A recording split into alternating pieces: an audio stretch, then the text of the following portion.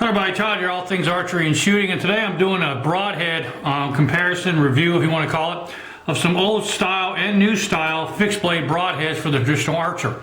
I did a broadhead review about a year and a half ago for compounds, and a lot of you guys liked that, been asking me to do a one for traditional archery. Well, we're going to do that today. All of these broadheads you see here, I have used all these on game at different times, and they've all performed like they're supposed to. And I'll tell you which ones I like are my favorite, which ones I don't like, and we'll discuss them and go from there.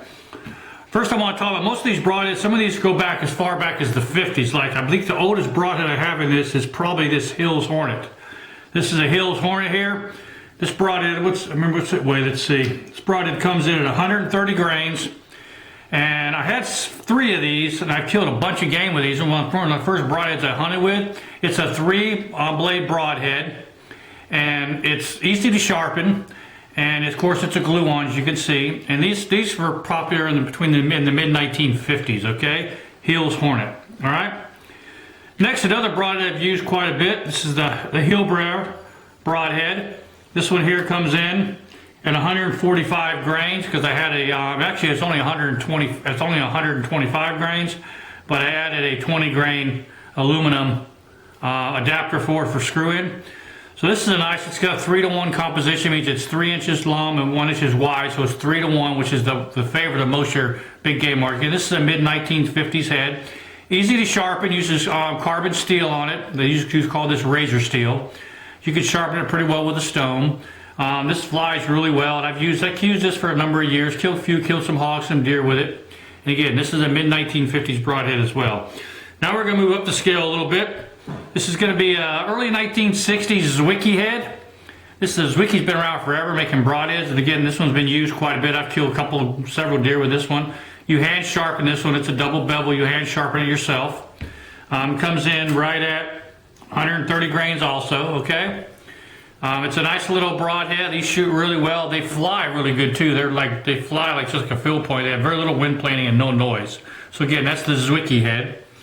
Now we're going to come to one of my favorite broadheads, okay? It's going to be the Bear Razorhead. This is the original Bear Razorhead. This one dates back to the late 50s, 58, 59 vintage. Has the bleeder blades in it that Fred Bear used. They come out like this. This one's been in for, let's see if I can get this one out of here. There we go. There's the bleeder blade, okay? These are designed to cause more blood loss and more damage, designed to break off in the animal. But problem with these bleeder blades, when they're inserted into the broadhead like this, they don't really fly that well. I mean, they kind of wind plane quite badly, and then when they go through the game, they don't get as much penetration as they would just with a straight head. And they're really hard to put in. You're not careful, you're going to cut yourself putting these things in. So normally I don't use these in my broadheads, because for that reason they don't fly real well with them, these bleeder blades, and they don't really work that well. I prefer this as a straight head like this. It flies really good. It splits bone really good. It makes a nice big hole, and you sharpen it really easily this way too without that bleeder blade in it. Here's the same broadhead. Oh, let's weigh this. This one weighs in 120 grains without the bleeder blade.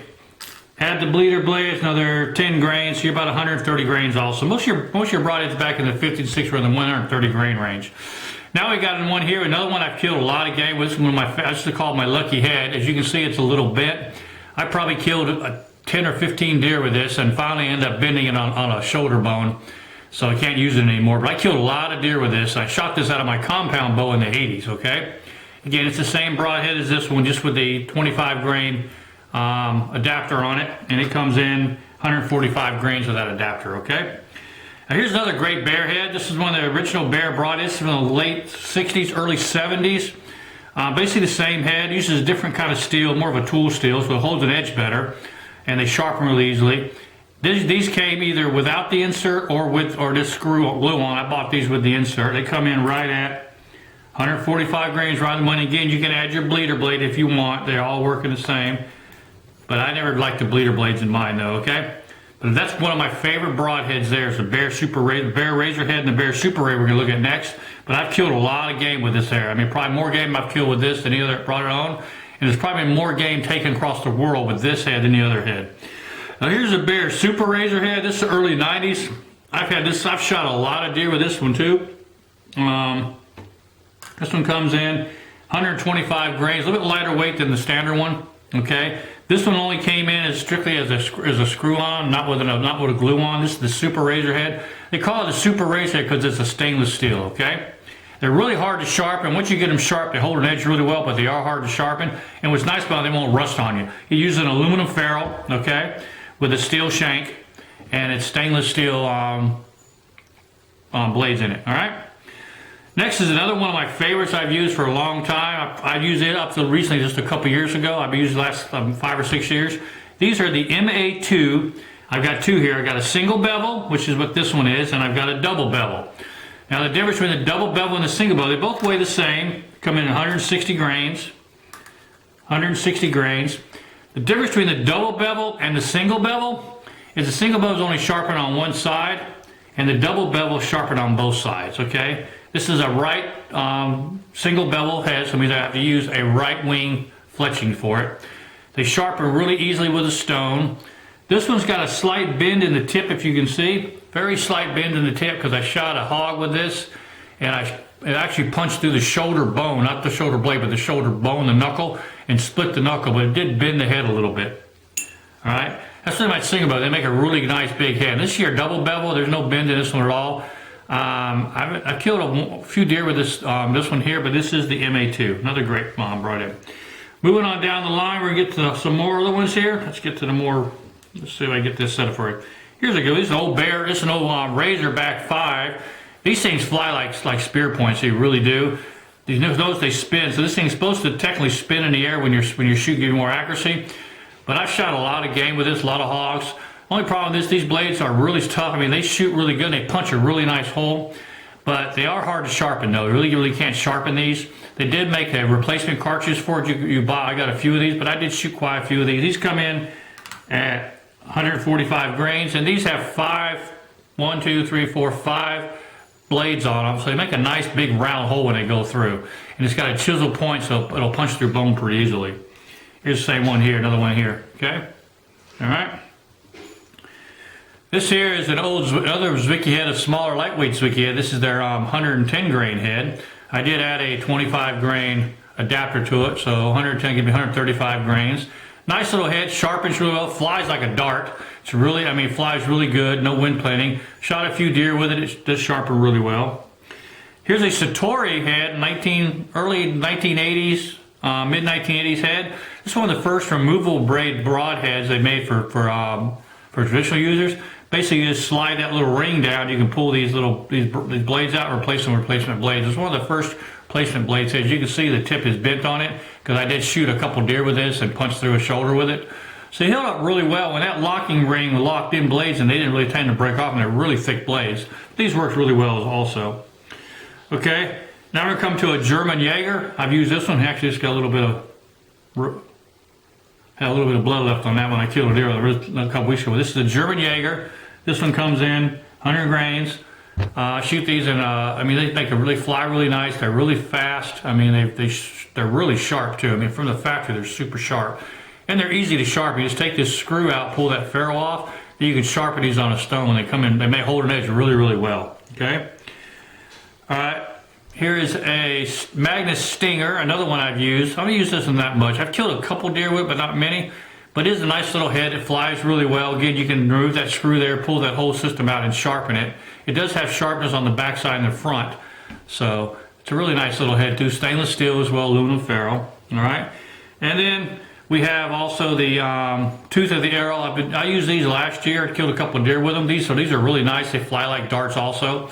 Make a pretty good size hole. It's a 4-bladed head, and they're really tough. They're made out of one solid piece of steel, and they're really, really tough. And they're really, I mean, they're kind of hard to sharpen because you got to get the angle just right on. Once you get them sharp, they stay sharp. So again, this is the tooth of the arrow. This one is the 125 grain head, okay? Okay, and last but not least is this Bodkin point. It's one of my favorite all-time old school broadheads. This is the Bodkin point. It's a 3-blade head, really easy to sharpen. Holds an edge really well, flies really nice. These come in at 130 grains, okay? So they're a really nice broadhead. This one here, they came in either glue on, where you glue it on the shaft, or you could add an adapter, which I did on this one, okay? With the adapter, it weighs a little bit more than the 130.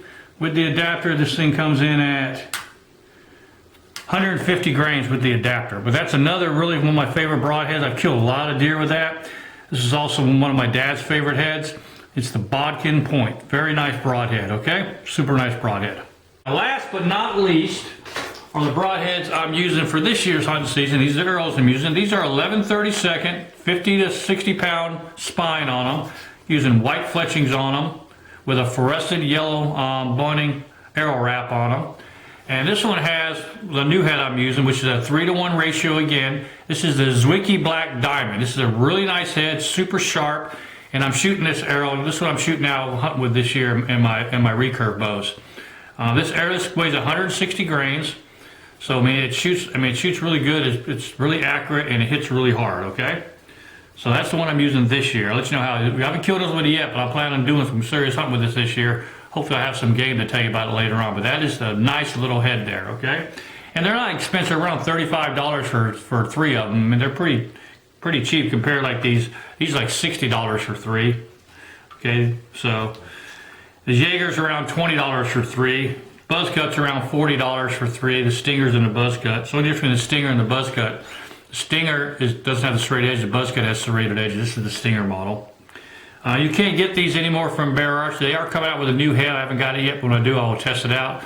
But these are my favorite head of all time. These Bear Razorheads. Okay, I should kill more game with those than anything else. All right, everybody, hope you've enjoyed this video on old school traditional broadheads. If you like this video, click that like button for me. Also, let me know what you think about it. Give me some comments and I'll drop some comments. If you can use any of these yourself, I mean, you killed a game with, or which ones you prefer. Like I said, my favorite is the Bear Razorhead, but I am going to be trying this new Zwicky Black Diamond this year to see how it shoots, all right? All right, well, this has been Todd, all things archery and shooting. Until next time, y'all. Ciao.